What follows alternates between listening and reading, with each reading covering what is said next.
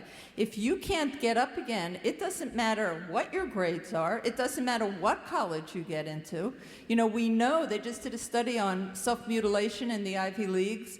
I just came back from several months ago from Scarsdale High School, where 60% of the kids have applied to Ivy League schools. You know, there's a bell curve. 60% of kids can't be going to Ivy League schools, don't belong in Ivy League schools, and this notion that we've taken one paradigm, one kind of child who's very academically inclined and works at a very hard level, is very productive, that should be all of our children. Every one of you knows that that can't be. That, you know, I was supposed to bring Michael Thompson over here today as, you know, the keynote speaker. And my own visual, perceptual, spatial, visual, I can't even say it because I'm so bad at it. My visual spatial relations are so terrible that my dear co-founders said to me, you know, Madeline, maybe you shouldn't be the one taking him over. We're going to have somebody else take him over, even though he and I are in the same hotel together.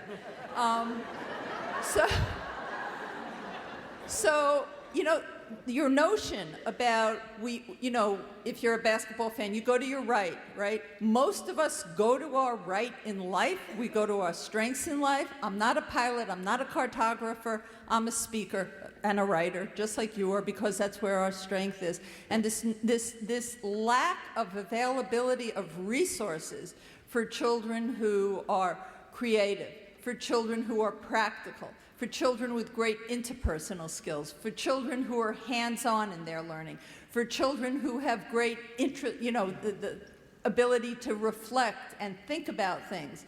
There's no ribbons for them. There's no honor roll for them. They don't get mentioned in the school paper. And these are the kids who will build our infrastructure. They will be our psychologists. They will fix our cars, which we need. There are so many gifts and talents that children have, and unless we can be realistic, the word realistic came up over and over again, unless we can really be realistic about our kids and understand that every child has an island of competence. Every child has something they love and they're good at. And there's a saying I like, if all your child can do is climb, then build a tree. And we all act as if our children are supposed to scale mountains. Well, some kids can scale mountains and other kids fall and are broken in the process of trying to scale mountains. And they should be playing on swings or doing different things, and we should be honoring that.